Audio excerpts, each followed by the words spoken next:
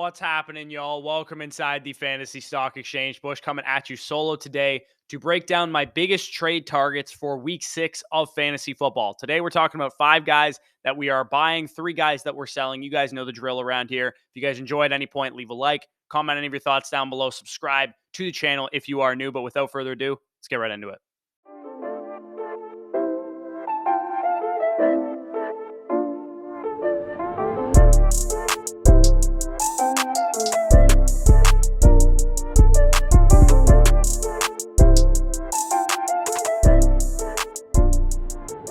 All right, so before we get into the 5 players that I'm targeting for week 6 of fantasy football, I want to reiterate some of the previous buy low candidates that I still think are great guys to go after, but I'm just not going to talk about them in depth again because I already did that in the previous couple weeks videos. Jonathan Taylor, who I talked about last week, still a great buy low coming off of the injury. T. Higgins and Jamar Chase, also good buy lows. J.K. Dobbins, Garrett Wilson, and Elijah Moore. Deontay Johnson, Dak Prescott, and Michael Gallup. These guys are still all solid buy lows, but I talked about them in either week 5's video, week 4's video, or in some cases, week 3's video. So if you want to check out the explanations for those, go ahead and go back to those previous videos. But the first guy that we're going to talk about in the week 6 trade targets is A.J. Brown, wide receiver for the Philadelphia Eagles. It looks like teams have adjusted the way that they're playing defense against the Philadelphia Eagles. We saw early on in the season that A.J. Brown was a target hog, target monster, alpha wide receiver, and it looks like they're deciding to roll coverage his way, leaving Devontae Smith and Dallas Goedert open to make plays, win their one-on-one matchups, and produce at a high level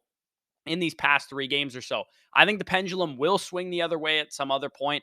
A.J. Brown still has a 29% target share on the season. He has 45% of the Eagles' air yards, which ranks top 3 in the NFL, and he's getting over 40% of the targets on play action, which with a mobile quarterback like Jalen Hurts can definitely lead to a lot of scrambles, a lot of big plays downfield. So I definitely love A.J. Brown rest of season. He's still a top 10 wide receiver for me. The Eagles are a top 5 scoring offense right now. I expect A.J. Brown, who's also an elite talent himself, to bounce back with no worries, no questions asked. I think this is a very low-risk acquisition here that you can get for 90 cents on the dollar simply by the fact that A.J. Brown has not performed quite to A.J. Brown levels in the past couple games. And you can see some of the overreaction trades that people will make. They'll trade away guys like Dameon Pierce, who I love, but not as much as I love A.J. Brown. They'll trade away, some of these guys here, Devontae Smith and Travis Etienne, Jeff Wilson, Deontay Johnson, Michael Gallup, and Josh Jacobs. I'd much rather have A.J. Brown than any of these trade packages put together. And number 2 trade target of the video is Jaylen Waddle, who's downplay mainly is due to injury, both his own injury and his quarterback's injury, because he hasn't had his starting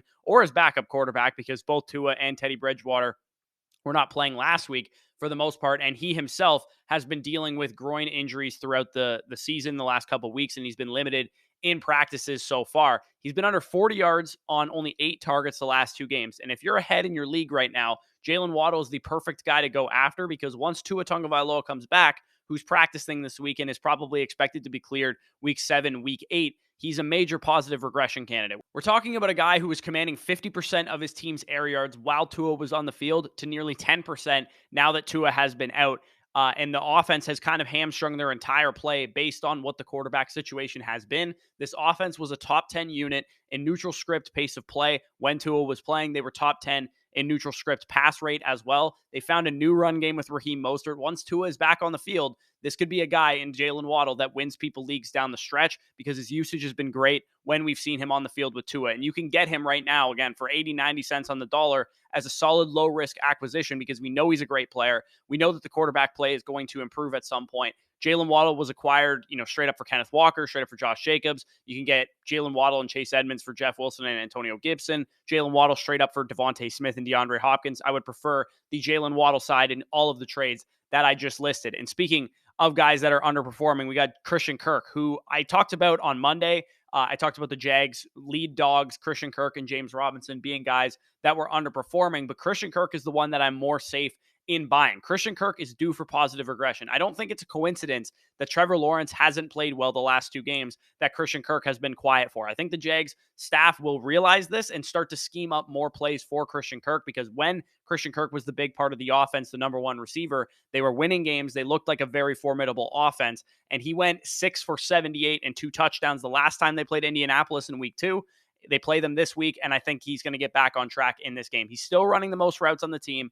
He just needs to get the targets to go his way. I don't expect Marvin Jones and Evan Ingram and Zay Jones and all these other guys to consistently out-target Christian Kirk. I think it's just kind of wide receiver variance that we're talking about here. I think Christian Kirk gets back on track in this week's game against Indianapolis. And right now, again, another low-risk type of acquisition you can get for James Robinson. You can get him plus DeAndre Hopkins, apparently, for Ezekiel Elliott. You can get him for Jamal Williams. You can get him for Curtis Samuel. You can get him for, other guys, Michael Thomas, if you're interested in making moves like that. And I think Christian Kirk is a solid buy low for those of you guys that play in deep leagues, full PPR leagues. He's definitely a top 20, top 24 wide receiver for me rest of season, who is not being priced that way on the trade market. And the next two guys that we're going to talk about are the Detroit Lions. And this is only advice for those of you guys out there that are 4-1 or 5-0, because buying one of these two players, DeAndre Swift or Amon-Ra St. Brown, will probably lead you to be behind the 8 ball this week and maybe drop a game in your fantasy matchups. But why I love buying both DeAndre Swift and Amon-Ra St. Brown is because even despite putting up 0 points this past week, the Lions offense still ranks top 5 in the NFL in points for this year. Swift and Amon-Ra have a week off to get healthy, and by all indications, everything I've seen from fantasy doctors, their timelines were going to put them on track to play this week, and Amon-Ra actually did see the field last week. Another week off could do them only even more good. The perfect way to go is that if you're 4-1, if you're 5-0 on your fantasy teams right now, you probably have some sell high candidates. You probably have guys that are overperforming where they are being drafted or the expectations we have for them rest of season. So if you have a Dalvin Cook, take your Alvin Kamara, your Leonard Fournettes, your Derrick Henrys, whoever, to get yourself to DeAndre Swift, go ahead and do it. Or maybe in return, you can get Swift plus if that person really needs wins right now. You might be able to get DeAndre Swift plus a Michael Gallup or a Elijah Moore or some other type of depth piece if that person really needs wins. Marquise Brown, Tyler Lockett, Chris Olave, Curtis Samuel, DK Metcalf, Devontae Smith, or Gabriel Davis. All these guys have been kind of overperforming their roles as well, and you can use them to go after Amon-Ra St. Brown. So that's a number of names that you guys can use to go after these guys. Or best case scenario, if somebody's really frustrated, you might be able to do the classic 2-for-1 package where you take middling production like Jeff Wilson types or Brandon Cooks or Jacoby Myers, package two of those guys together, go after a stud like Swift or Amon-Ra to a frustrated manager who needs wins right now. Definitely think those all make sense as potential moves to make for these Detroit Lions players. Moving on to the final buy low trade target in Michael Thomas. And this one's a little risky, and I wouldn't recommend it, again, unless you're 3-2, 4-1, or 5-0. But from a medical perspective, most grade 1 turf toes, which is what is believed to be Michael Thomas's injury, because if he had a grade 2, he would be on the IR like Treylon Burks is right now. They're 1 to 2 game absences. About 65% of them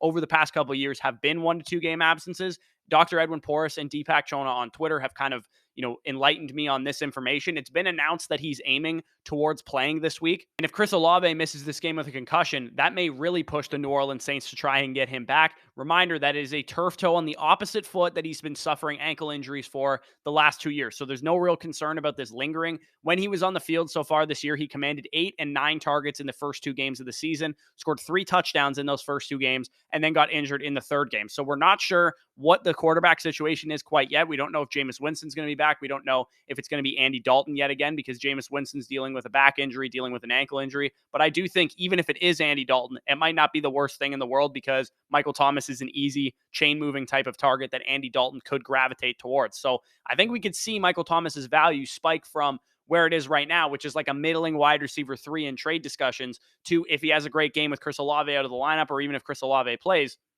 we could be talking about a guy who sneaks back into that wide receiver 2 range, maybe a guy that you just buy, have a big week this week, and then sell him again. Or if you want to hold on to him rest of the season, that's your call. But I do think he is a good guy to go after, a guy that could see his value increase after this game. And you're going to see some of the guys that he's being traded for are middling production type of options. Miles Sanders, James Conner, Carson Wentz, James Robinson, this package deal here with Deebo Samuel, David Montgomery, any type of option like that makes some sense to go after Michael Thomas using. And same goes for all those wide receivers I was discussing that might be overperforming, your Curtis Samuel types, etc. So moving on from the buy low candidates, talk about some of the sell highs. And I have a bunch of high priced, high priority named running backs in the sell highs this week, because I do think there's a couple prime buy low candidate running backs that I want to go after. Like I said, Jonathan Taylor still applies, DeAndre Swift still applies, and a number of guys like that. So if you can use some of these running backs that I'm about to say to go after some of these other elite running backs, then I would definitely make those moves. So the first guy is pretty obvious. It's Dalvin Cook. It's an easy one for me. Dalvin Cook showed just enough that I think you get a selling window out of him.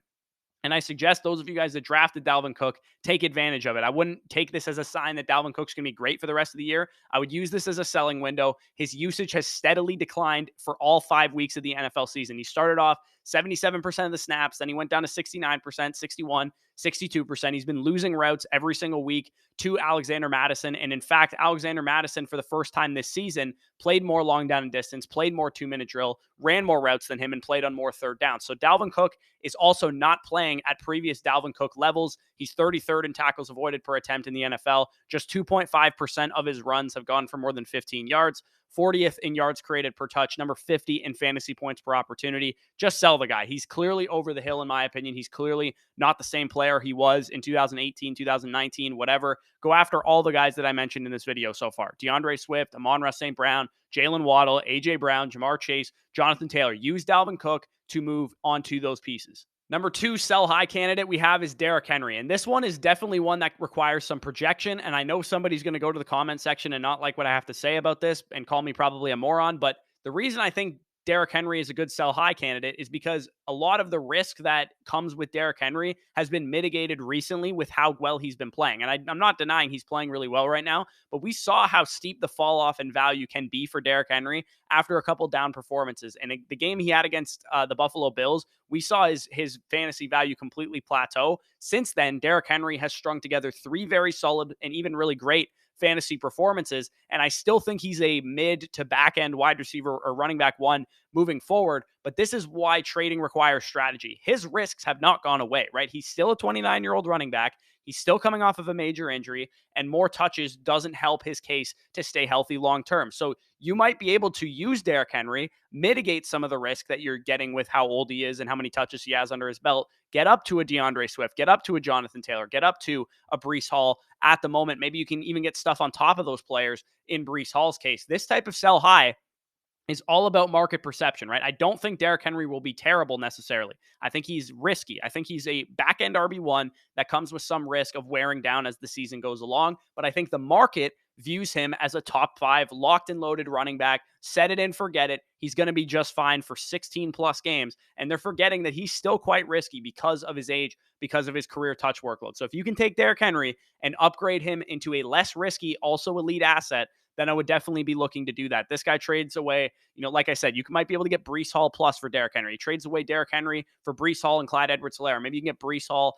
and, Devontae Smith or Breece Hall and whatever. Maybe you can get DeAndre Swift. Maybe you can get Jonathan Taylor. That is what I'd be looking to do if I have Derrick Henry on my roster. I do think his value could take a steep fall off if he suffers any kind of injury, if he misses any time, whatever the case is. And the third guy that I'm going to talk about is also a high price level running back who I still think is a back end RB1 rest of season. But again, this is all about market perception. Leonard Fournette, this might sound crazy to you guys because he was literally a buy low for me 2 weeks ago in the week 4 trade targets video, but this is how I play fantasy, fellas. I trade all the time. I will trade for a player with the intent of using them for one game that I think is going to be good, and then I'll flip them again.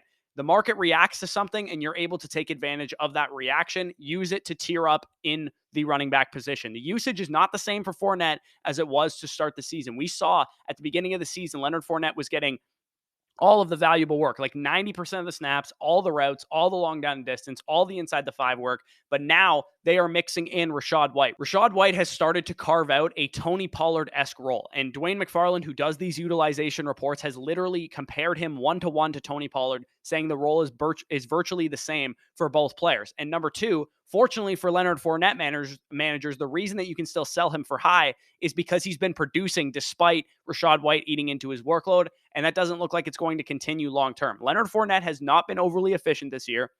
He still comes with risk as someone who hasn't finished an NFL season in his entire career. He's a 27-year-old running back with over 1,000 career touches under his belt. So he has the same relative risks as any older running back of wearing down throughout the season, and that's not factored into his price right now. He's still a back-end RB1. I still think he's fine. I don't think you have to sell him, but what I'd be doing with Leonard Fournette is testing the market, seeing if you can tier up, seeing if you can get to Jonathan Taylor using Leonard Fournette, seeing if you can get to DeAndre Swift, seeing if you can get to Breece Hall, or if you want to just go to the wide receiver position, see if you can get to A.J. Brown, Jamar Chase, CeeDee Lamb, Deebo Samuel, etc. If you can't get to those guys, then by all means hold Leonard Fournette. But at the moment, I think there's a discrepancy with where his value is and where his value might be perceived in your fantasy league, despite what offense he plays for and all the peripherals surrounding Leonard Fournette. So, like I said, if you guys enjoyed this video at any point, leave a like down below. We really, really appreciate it. Helps us grow in the algorithm, and it takes 2 seconds, and we really, really genuinely appreciate it. Subscribe to the channel if you are new as well. About 70% of you guys that watch these videos are not subscribed. It costs you nothing, and we really appreciate that as well. And leave any comments for trades down below. I'll try and get to as many as I possibly can. For the Risers video, I got to like 100 comments, so definitely leave your comments down below. And if you guys are interested in my rest of season rankings, my weekly start sit rankings, dynasty rankings manifesto, first dibs on dynasty decisions, access to our private live streams every noon Eastern on Saturdays, our Patreon link is down below in the comment section, in the pinned comment. Patreon.com/fantasy stock exchange will get you access to all of that. You'll also get full access to questions being answered by us. We get to all of our questions that our patrons ask us. So we definitely really appreciate all the support for those of you guys that have supported us over there. But with that being said, peace out. We'll talk to you soon.